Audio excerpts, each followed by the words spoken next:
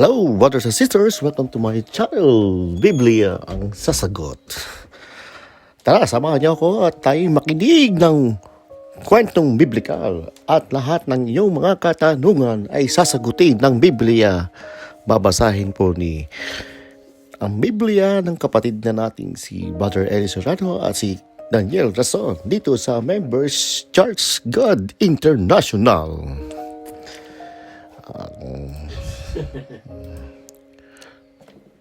Magandang gabi po, Brother Eli. Ang katanungan ko po ay iniyahan po ako ng asawa ko na magpagduklina po dito sa dating daan. Pero ayaw ko pong sumama.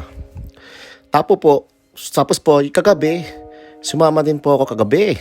Sabi ko po sa sarili ko, kung hindi po ako dumalo, hindi ko, naghihinayin po ako kung hindi ko po nakipinig ang salita ng Diyos. Ang katanungan ko po ay bakit po ito ang nararamdaman ko po? Alam niyo po kapatid, kaya mo naramdaman yun at saka kaya mo nasabi na naghihinayang ka kung hindi ka nakadalo ay paggawa ng Diyos sa iyo. Basahin natin ang 16:14 ng Gawa, kapatid na Daniel. At ang isang babae nangangalan ng Lydia na nangangalang kayo'y kulay ng ube na tagabayan ng Tiatira, isang masipag na kabanalan na kinig sa amin na binuksan ng Panginoon ang kanyang puso upang unawain ang mga bagay na sinalita ni Pablo. Nagsasalita si San Pablo sa isang maliit na grupo ng kanyang isang beses na siya'y nangangaral. Merong nakinig na isang babaeng Lydia, mayaman yon. Mga nakal ng kayong kulay ube, pagkakalakal ng ube ay kayo ortela at kulay ube. Rare yun napaka-rare nun.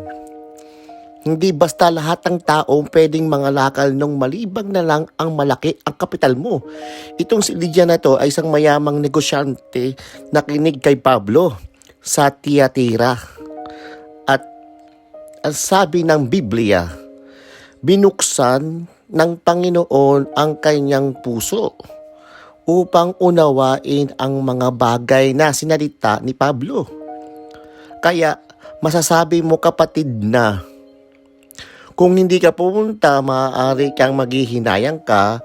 Ibig sabihin, nakita mo ang importansya ng napakinggan mo. Para namang makita mo yung gaano kaalaga yung napakinggan mo, binubuksan ng Diyos ang puso ng isang tao. Gaya na nangyari kay Lydia ng Tiatira. Bagaman yung nakinig siya kay Pablo, wala naman siya sa Tiatira, pero taga-Tiatira siya. Ay nakapakinig siya. Hindi naman siya doon sa sariling niyang lugar, ay nabuksan ng puso ni Lydia. Naunawaan niya yung bagay na sinasabi ni Pablo. Doon sa tanong mo, bakit ganon ang naramdaman mo? Binuksan ng Diyos yung puso mo. Kumbaga, hinipo ng Diyos yung puso para maramdaman mo yun. Sana ituloy mo kapatid. Wala namang kaming masamang layunin sa inyo. Kung inahayan namin kayong makinig sa aming doktrina, gusto nang lamang maintindihan nyo sana na mayroong gusto ang Diyos sa atin. Kaya yung gusto ng Diyos, hindi naman sinasabi sa mga pastor. Hindi nila tinuturong buo yung aral ni Kristo. Basta ang lagi nila tinuturo kung ano ang paraan ng pagpasok ng maraming pera, mga ikapo, mga kung ano-anong mga turo.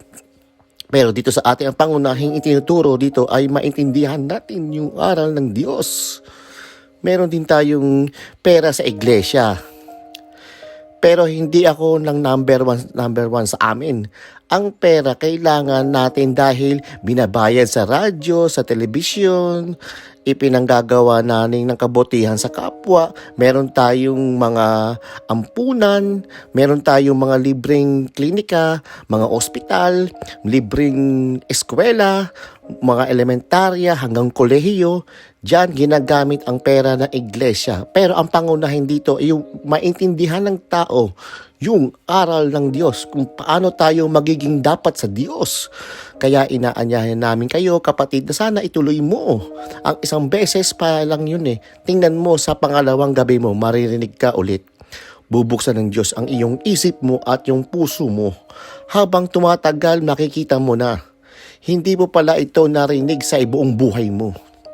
Salamat sa Diyos at purihin na ngawa ang pangalan ng Panginoon. Salamat po, salamat. Yan po, tuloy po kapatid, salamat sa Diyos at gabayan na po kayo ng Panginoon. Apalit Pampanga na tayo. Kapatid na Rick, go ahead. Kapatid na Daniel, ang unang magtatanong ay isang 67 anyos na Katoliko ay pangalan ay Pilino Lumba. Magandang gabi, brother. Gusto ko lang pong malaman kung si Juan Bautista, tunay na anak ni Zacarias, isa pa po. At si Elias po, isa lang. Si Juan Bautista at si Elias ay nag-iisa lang po yan. Hindi po. Ida pa po si Elias, iba si Juan Bautista. Nagkaiba po yung kapatid. Ito po yon. Si Juan Bautista po, anak po ni Zacarias yun. Anak po yun ni Zacarias kasi gaya ng Abraham, anak niya si Isaac. Kasi yung ipinanganak si Isaac, napakatanda na ni Abraham at ni Sarah. Pero binigyan ng Diyos ng lakas si Sarah para ipaglihi yung binhi ng Abraham. Basahin natin ang Hebreo.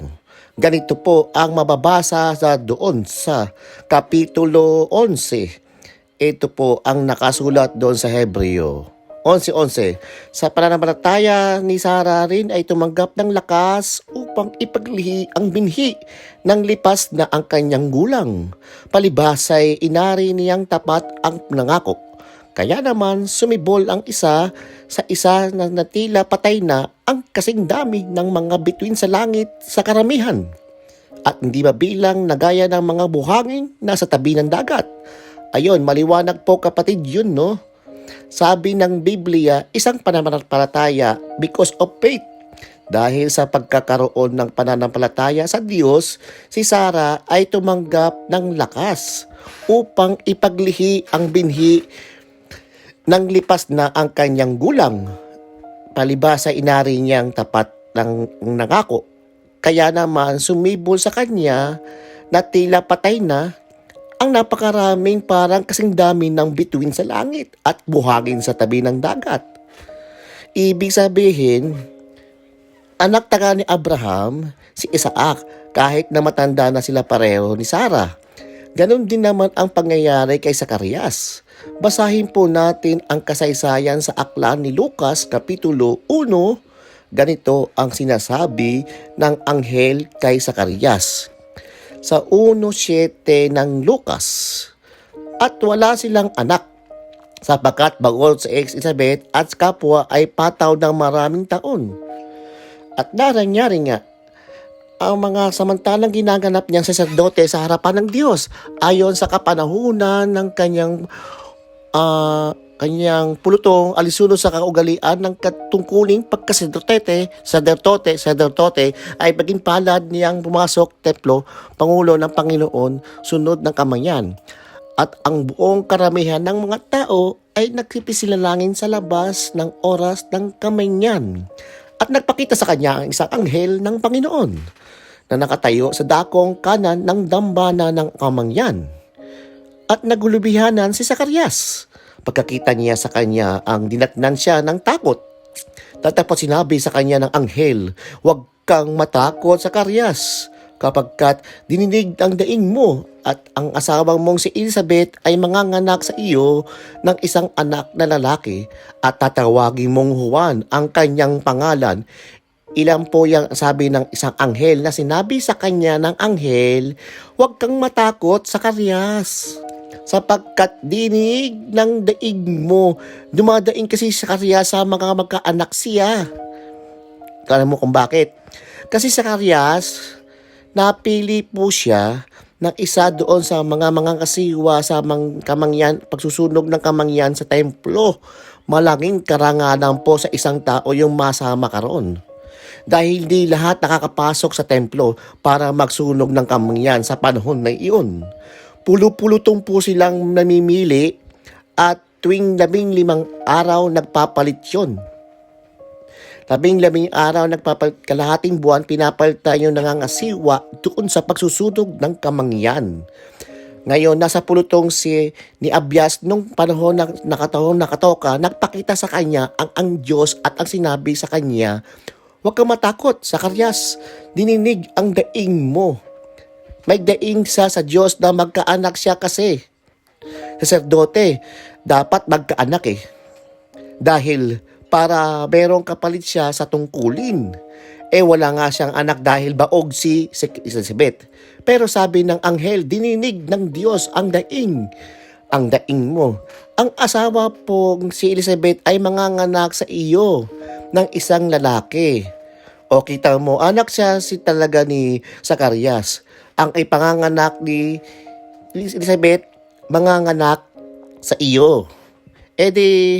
Nagmumula kay Zacarias yung binhi, yun po ang dapat nating makita.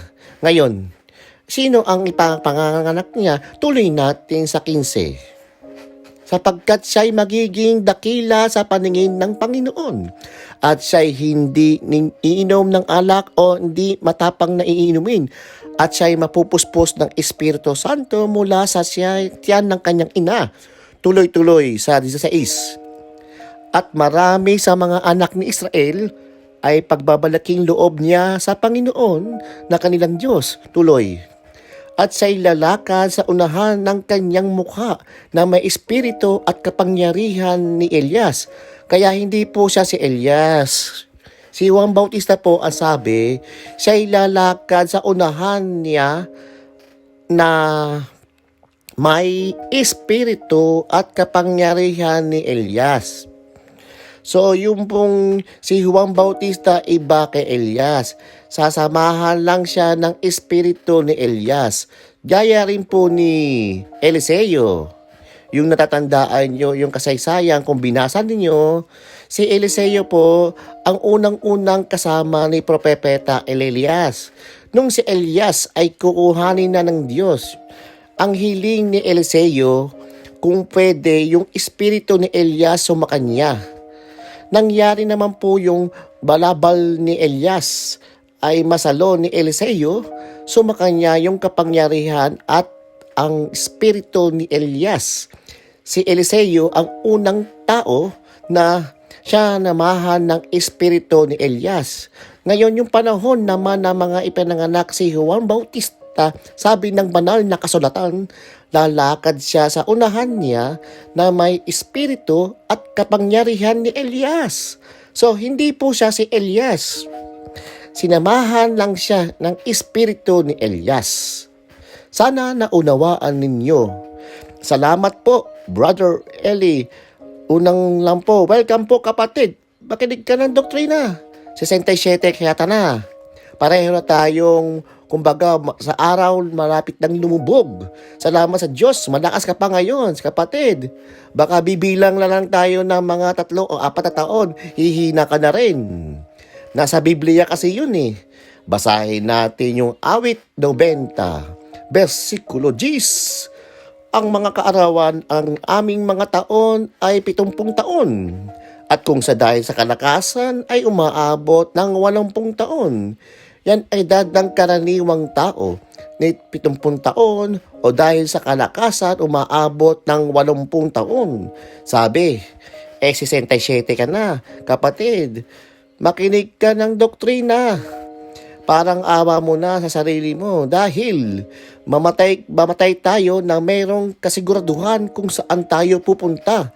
Inaayayahan kitang makinig ng doktrina at kung ano nga lang pwedeng pumunta rin ako ay personal na magdudoktrina sa iyo. Kaya lang hindi na ako pwedeng pumunta dyan. Kaya ako rin na naman ang marinig mo sa doktrina eh. Pakinggan mo yung aral ni Kristo. Matanda na tayo. Malapit na tayong lumubog. Kumbaga sa araw, 5:30 na. O 5:45 na.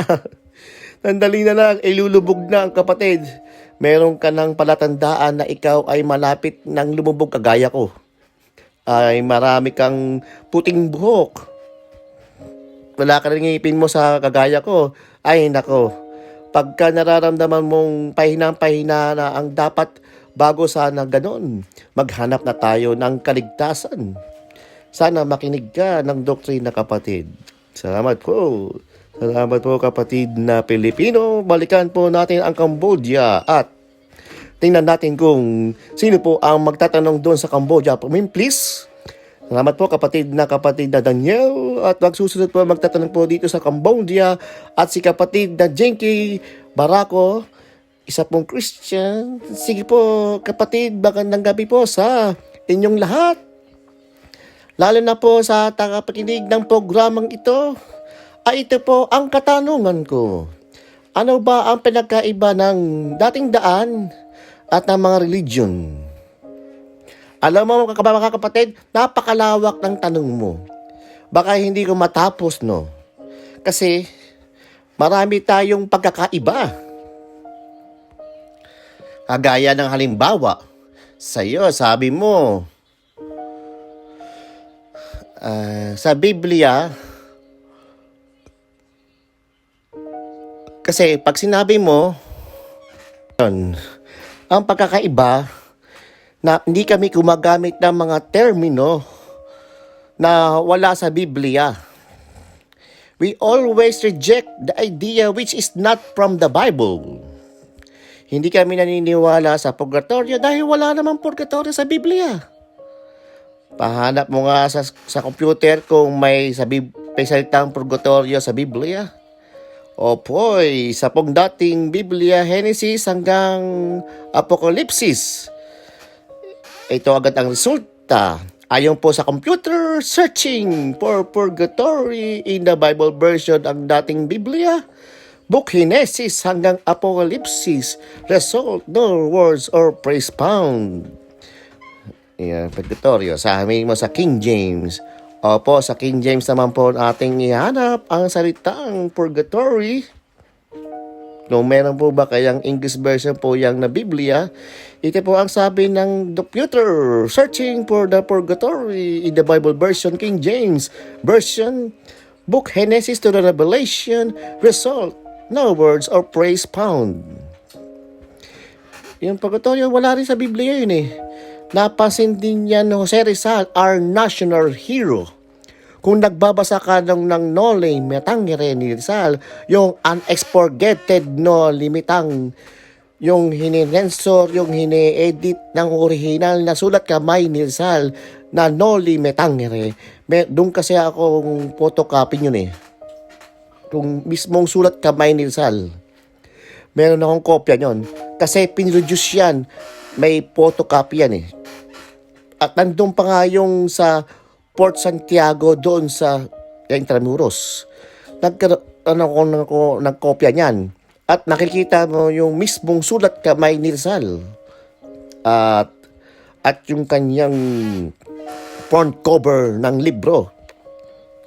Noli Me Tangere. That's Minat. Nasa niya sa Noli Me Tangere. Yung nakasulat doon sa pahina ng 72. Pakibasa mo nga, kapatid na Daniel. Notin lang mga rin na play-baited page 2, noble by soul. But now, let's see how the idea of purgatory, which is absent from both in the Old and New Testament, become the Catholic doctrine. Neither Moses or Jesus Christ make the slightest mention of purgatory. Dito mo mababasa ang sabi ni Rizal. Kahit na si Kristo, kahit si Moises, walang binabangkit na kahit isang kapirasong banggit na purgatorio. Ang purgatorio wala sa bagong tipan at sa lumang tipan. So, ang ibig sabihin, nagbasa si Rizal ng Biblia. Binasa niyang buo ang Biblia. Kaya natiyak walang binabanggit na purgatorio sa buong Biblia. Mula sa luma hanggang bagong tipan, mula kay Moises hanggang kay Kristo, walang binanggit sa purgatorio. Ngayon nga mahanap mo yung purgatorio, mabilis lang sa computer. Si Rizal, nung panahon niya wala pang computer. Kaya kailangan basahin niyang buong Biblia para matiyak niya na walang purgatorio. Natiyak ni Jose Rizal na binasa niya ang Henesis hanggang Apokalipsis, wala siyang mabasang purgatorio. Kaya alam mo kapatid, ang paniniwala dapat nakabatay sa salita ng Diyos. Ang salita ng Diyos hindi dapat dagdagan o bawasan. Apokalipsis 22:18. Aking sinasaksihan ang bawat taong nakikinig sa mga salita ng hula ng aklat na ito. Kung ang sino man ay magdagdag sa mga ito, ay dadagdagan siya ng Diyos ng mga salot na nakasulat sa aking aklat na ito. At kung sino man ay mag-alis ng mga salita ng aklat ng hulang ito, ay aalisin ng Diyos ang kanyang bahagi sa punong kahoy ng buhay at sa bayang banal na nakasulat sa aklat na ito. Kita mo, maliwanag na bawal na magdagdagan o bawasan . So, ang salita ng Diyos ay sapat. Sapat na para matuto tayo ng katotohanan. Maraming ginagamit yung ibang mga relihiyon, wala sa Bibliyang salita. Diba, may Pilipino naman ako, wala naman na ibang malaki sa salitang Ingles. Pero ang alam ko sa PES, 4 Gs, 4 Gs, 4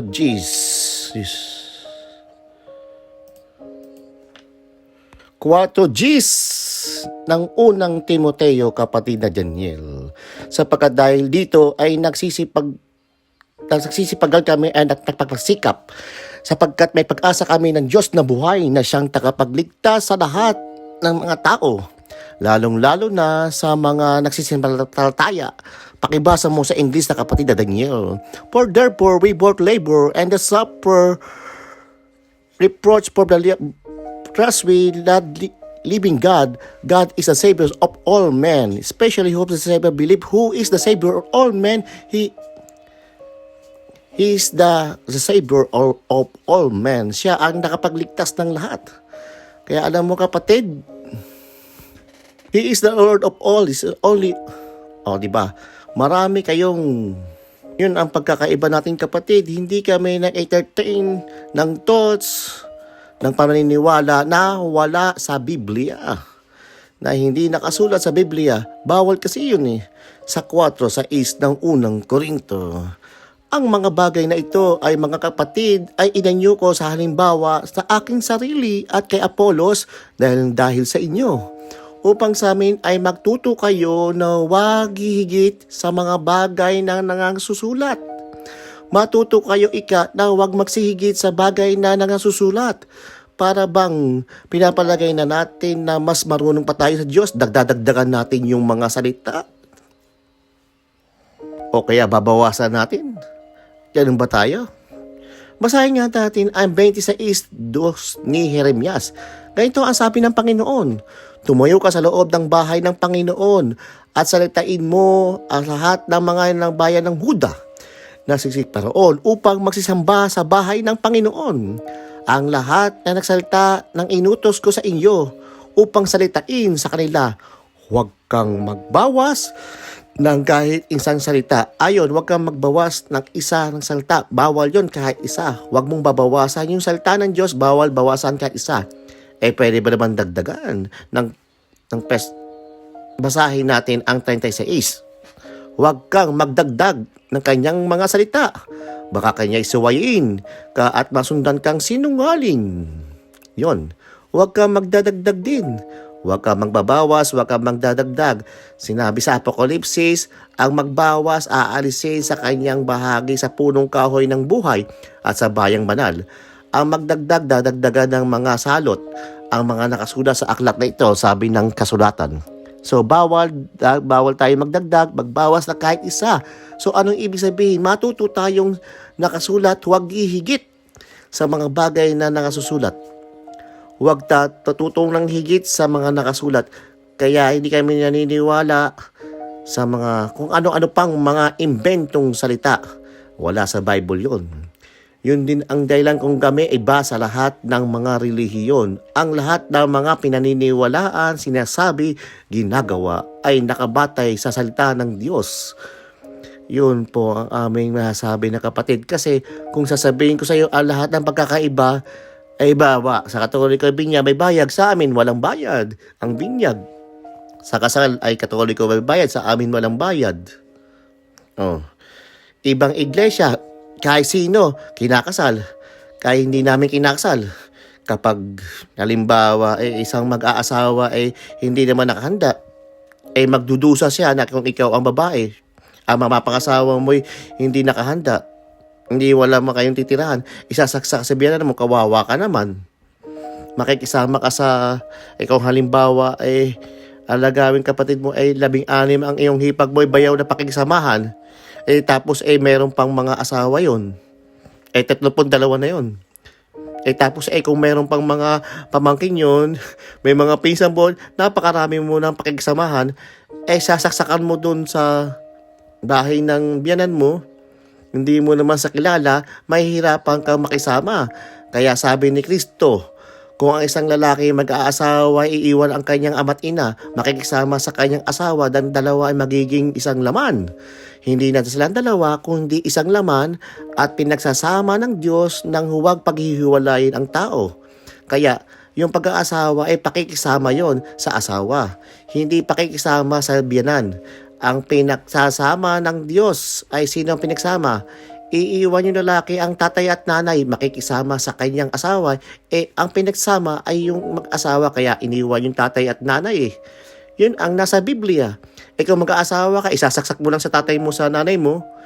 Hindi kami nagkakasal ng gano'n na hindi niya nakahanda. Walang paraan ng Diyos, walang trabaho, aasa lang sa magulang, pabigat pa, away pa ang hinahanap doon. Hindi kami basta-basta nagkakasal, stricto kami ron kasi ang nasa Biblia.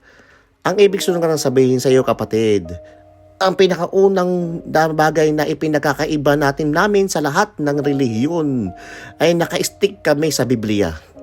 Naniniwala kaming sapat ang salita ng Diyos para sasambahin at paniwalaan, sundin, at wag nang dagdagan pa. Yun ang kaibahan namin sa lahat ng reliyon sa panahong ito. Yun po ang sagot ko sa iyo, kapatid. Maraming po salamat po at magandang gabi. God bless. Salamat din sa iyo, kapatid. Salamat sa pagparito mo. Pagpalain ka nawa ng Diyos, kapatid. Maraming po salamat. Hanggang sa muli dito sa inyong pakikinig sa Biblia ang sasagot. Lahat ng mga katanungan, sasagutin ng Biblia ang sasagot. Mga kwentong biblikal dito sa Biblia ang sasagot. Hanggang sa muli.